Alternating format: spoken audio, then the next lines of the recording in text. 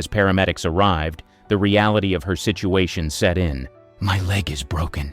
My leg is broken," she cried out, her voice filled with fear and desperation as she was loaded into the ambulance. She pleaded for her mother, Alma Kappelhoff, who had planned to accompany her to Hollywood, knowing how much this meant to her daughter.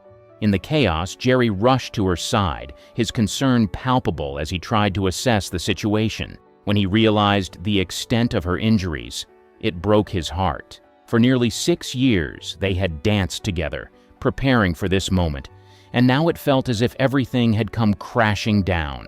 Despite the pain and fear, Doris tried to comfort him, assuring him that she would dance again.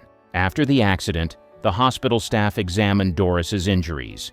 They confirmed that she had suffered a broken leg, which would require at least 4 months of recovery. The news was a heavy blow to Doris, who had spent countless hours training in ballet and voice, preparing for her moment in the spotlight.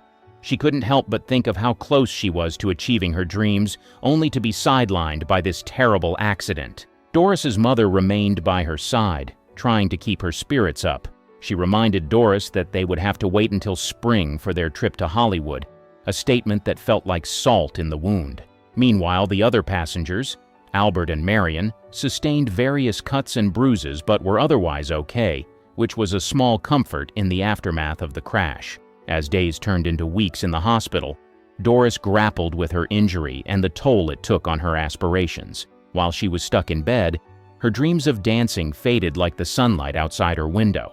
However, instead of letting despair consume her, Doris began to channel her energy into singing.